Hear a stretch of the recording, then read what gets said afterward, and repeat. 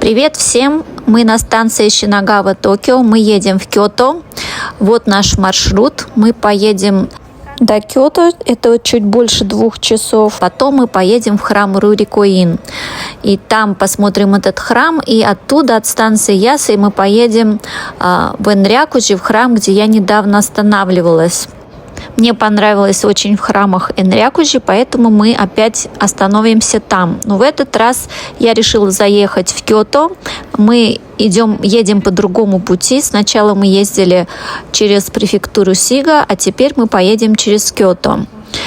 И вот я очень люблю Шинагаву, потому что здесь мало людей, не так много, как на станции Токио. Здесь мне недалеко от моего дома, и здесь продают мои любимые онигири. Наш Шинкансен отправляется в 8:17, и мы приедем в Кёто где-то 20 минут 11.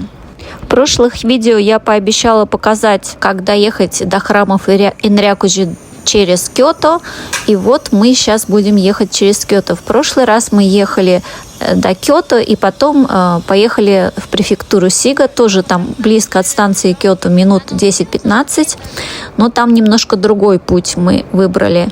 И в этот раз мы едем от Кёто. От Кёто мы поедем на автобусе. И я хотела показать вам этот маршрут. И там на фуникулере и канатной дороге. И вот это обычный вагон Шинкансена. В прошлый раз я вам показала, как Гринчев 1 класса. Там более просторные места. Но это тоже обычный вагон Шинкансена. Мы купили вот наши любимые онигири и еще тут суши. Ехать до Кёто чуть больше 2 часов. И потом мы вот приехали и идем на автобусную остановку. Здесь тоже очень удобно. Центральный выход, и уже там как автобусный вокзал. И там очень все понятно расчерчено. И вот даже вот посмотрите на пол. Здесь расчерчено, как куда идти, где такси, где автобусы. Вот, и оттуда мы сядем на 17-й автобус и поедем до остановки Ясы. И там находится этот храм Рурикоин. Почему я выбрала этот храм? Ну, во-первых, от станции Ясы мы поедем в Энрякуджи. Там идет фуникулер. И я хотела что-нибудь, чтобы было поближе. И чтобы мы потом поедем в музей под открытым небом, тоже очень красивый музей на горе, и чтобы все было рядом. И Рурикоин, я не ходила в Рурикоин, хотя я в Кёто приезжаю уже очень много раз, и давно хотелось съездить. Но почему я туда не ездила? Потому что он открыт не всегда. Вот, и в этот раз мы решили поехать туда, потому что там и станция Ясы, где находятся фуникулеры. Потом после этого храма мы поедем на фуникулеры в Энрякуджи. И хотелось просто посмотреть, что это за храм. Он считается как по рейтингу самые как интересные места в Кёто. Он находится на 24 месте. Во все известные места я уже съездила. Завтра мы еще поедем в 2 топовых известных места. Я сделаю видео про них потом.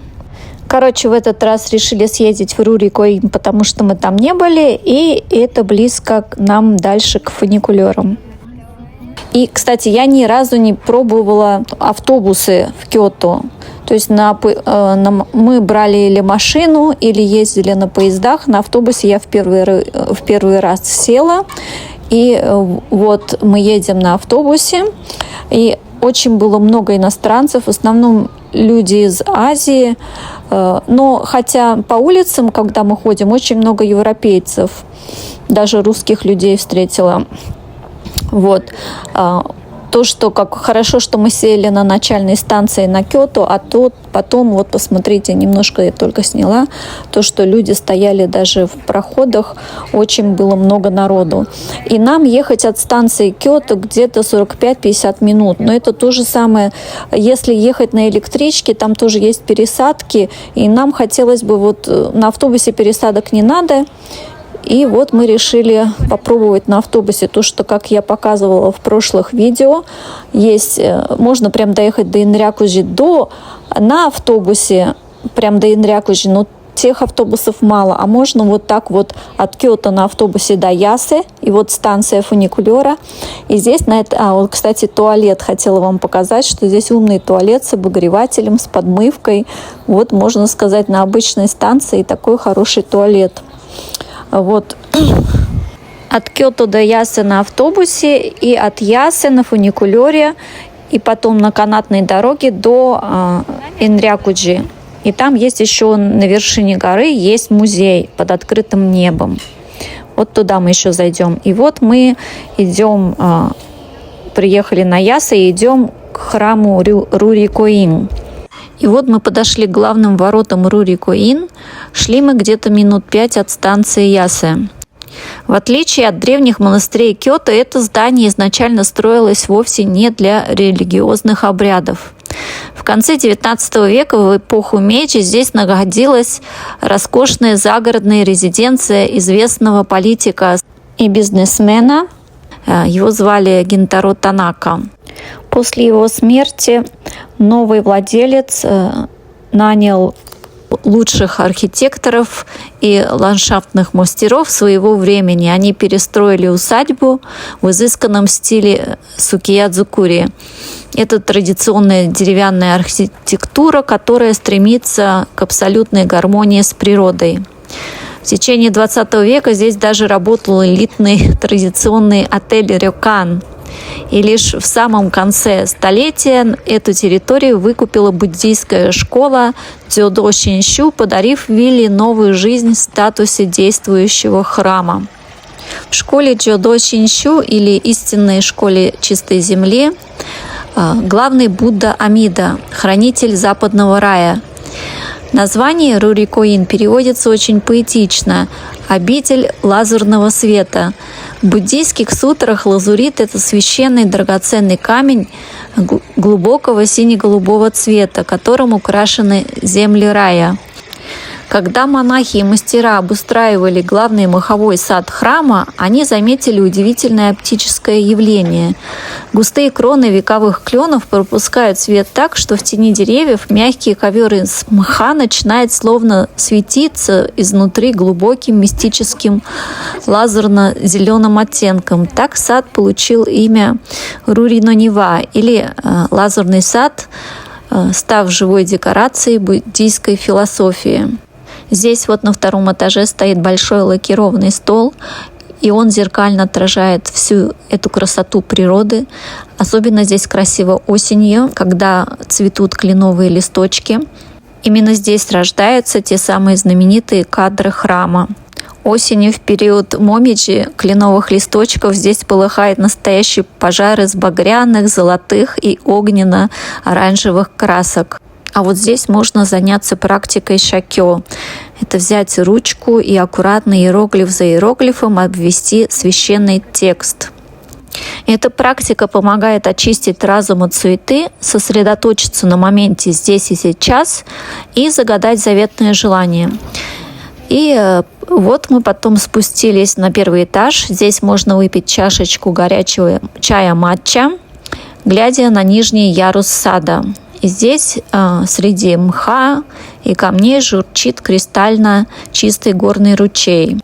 Стоит это 1000 йен, входит вот этот чай матча и японские сладости вагаши. Храм открывает свои двери всего 3 раза в год, поэтому у меня не получалось приехать сюда.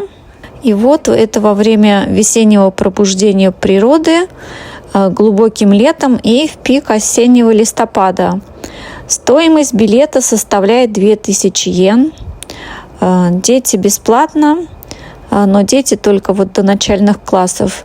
И это, что заметно, дороже, чем в других местах в Киото. Это очень популярное место на северо-востоке Киото. И, как я уже говорила, оно занимает 24 место в рейтинге лучших достопримечательностей города. Все знают его по интернету благодаря фантастическим зеркальным отражениям кленов на лакированном столе. Но когда мы вошли сюда, моя дочка сказала: ой, да это же просто как наш дом у нашей японской бабушки. И честно скажу, вход стоит 2000 йен, но мне кажется, что это полный оверпрайс. К примеру, тот же Инрякужи, где мне там понравилось, там стоит всего 1000 йен, но там огромный комплекс, там целая гора, там не обойти все. А здесь вот этот единственный дом. И то есть коэффициент цена-качество просто никакой. И еще было бы хорошо, если бы было мало людей, можно было спокойно посидеть и посозерцать. Но люди тут кругом мельтешили туда-сюда, туда-сюда. И если бы людей было мало, возможно, было бы атмосферно и приятно. Но ничего не поделаешь, Киото сейчас переполнен.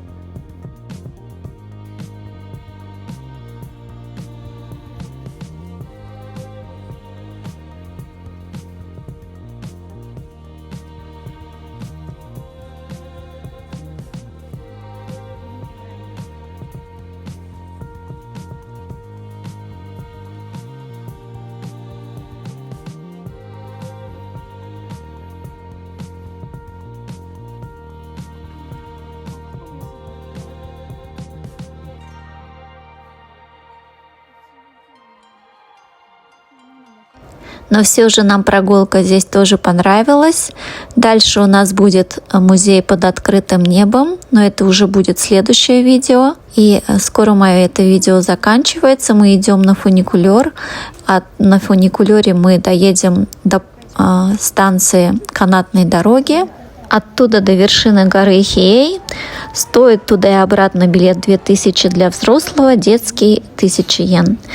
Всего доброго, до новых встреч!